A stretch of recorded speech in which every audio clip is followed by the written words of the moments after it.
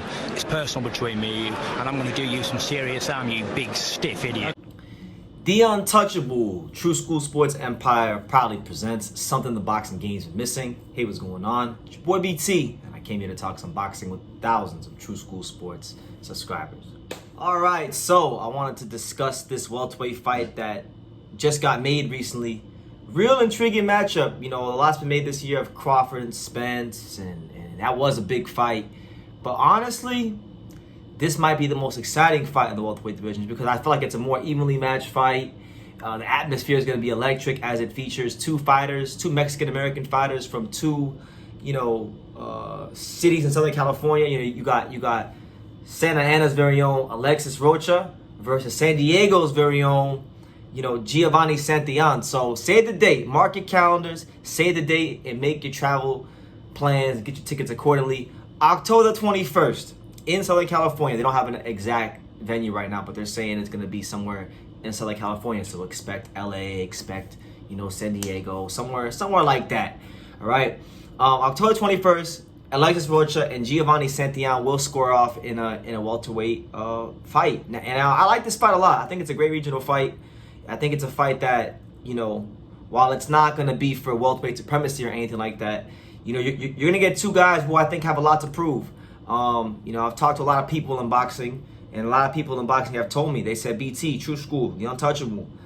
Giovanni Santillan, he's the future. He's the future of the welterweight division at Top Rank. Now, I don't know that they were saying that as like a compliment or if that was an indictment, because really there's not a whole lot of welterweights at Top Rank. Not trying to throw salt on Giovanni Santillan, but this is his chance to prove what he could do, because when we look at Giovanni Santillan in his career, he's been quietly built up a very nice record.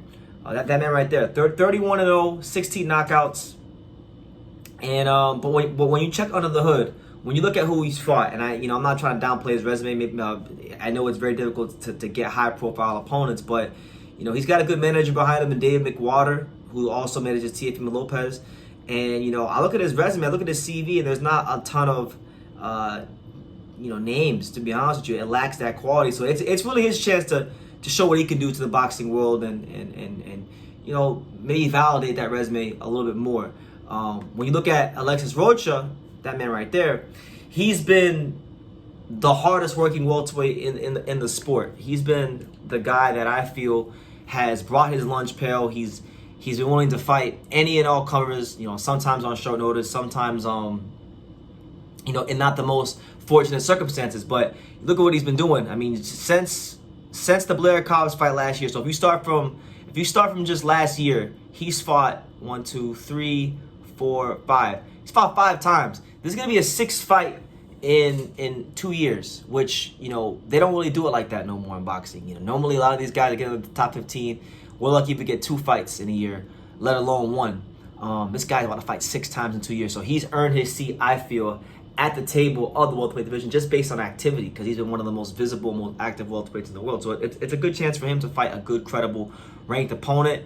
And one thing that Rocha, I feel, has going for him in any fight is the fact that he has been so active. When you're active and you're fighting often, you're match sharp, your timing is on point, you're well conditioned, and I think that'll be no different here. Now, it's going to be a great atmosphere. Like, I would encourage anybody, if you live in the Southern California area,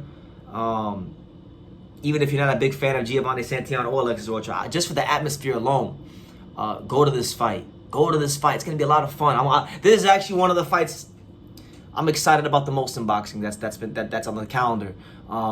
Yes, I'm excited for Charlo Canelo. I'll be at that. That's going to be a huge event. A lot of people in boxing are going to be there. I'm very excited to go out there and shake some hands and kiss some babies. Show my face a little bit out in Vegas. But I'm excited for that fight. It's a good event. I'm excited for Baron Rodriguez versus Sonny Edwards for what that fight is going to be in terms of skill for skill.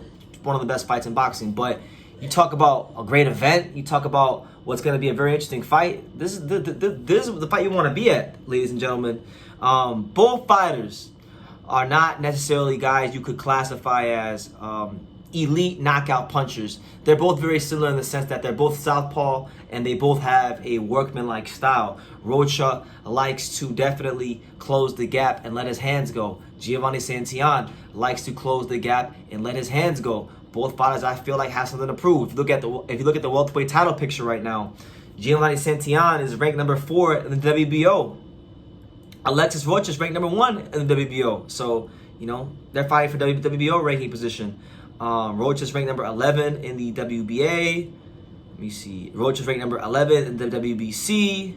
Giovanni Santillan is ranked number 13th in the IBF, and Rocha is ranked 14th in the IBF. So these guys are ranked in a lot of the governing bodies. This fight is a very important fight for the welterweight division. So I honestly think this fight, it's going to be, it has a chance to be, not, and this is not to say that Valdez versus Navarrete wasn't a great fight, because it was. But I think this fight has a chance to be a little bit better than Navarrete versus Valdez, because if we're just being honest, like Valdez before the Navarrete fight, he had accomplished some things in boxing. He had been champion, you know, Mexican Olympian. You know, he had his status in boxing kind of already signed, to deliver. This would have just been icing on the cake for him. Same thing goes for Navarrete.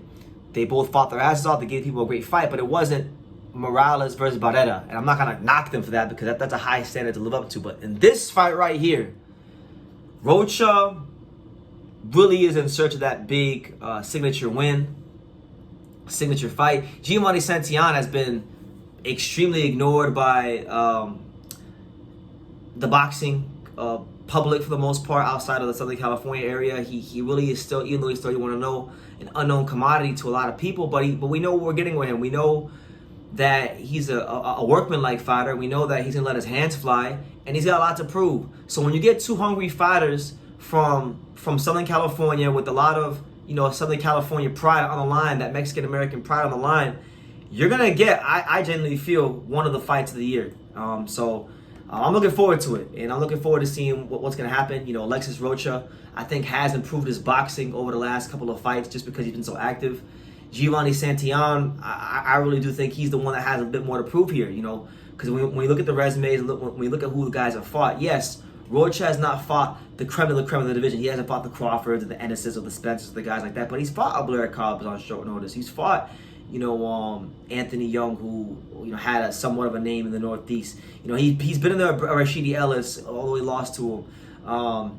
He's been in there with, like, Brad Solomon and Roberto Valenzuela Jr. I would say he has a better resume, so he has, I feel, a little bit less to prove. It's that man right there who's got more to prove, because his resume just lacks a substance. But I feel, you know what, Giovanni Santillan's got a chance to really make a name for himself here. And the winner of this fight, I mean, Terrence Crawford's talking about going up to 168 for a Canelo fight. So who's to say that, you know, this fight doesn't get the fighter or the winner an immediate world title shot? I mean, it's a huge fight. I think the landscape of the welterweight division will shape up the next you know, era, so to speak. Now that Crawford's going to be moving out the division real soon, it's going to start to shape up, and it will start to shape up with fights like this one right here. So yeah, man. Save the date, October 21st, Giovanni Santillan, Alexis Rocha. Let me know what you guys think in the comments down below. Who are you favoring and why? Looking very forward to seeing how if Giovanni Santillan can rise to the occasion, because, you know, you look at him, he's been very active as well. He's had 5 fights in the last 2 years himself. This would be number 6 for him in 2 years. So these guys have actually been 2 of the most active welterweights in the world. So I would expect both fighters to be at their optimum best. But let me know what you guys think down below. Who are you favoring and why? I'll be sure to be at this one. So hit me up when you do go to this fight, and we'll definitely meet up. But yeah, leave your comments down below. Make sure you guys take the time to subscribe. And like I say in every single one of these videos, you can love me or you can hate me, but I'm just a kid from Daniel. So until next time, take care, guys. Thank you for watching another video on the untouchable True Street Sports Empire. We're here at the Hatanaka Boxing Gym in Nagoya, Japan. And for more great videos just like this one, make sure you guys click right here.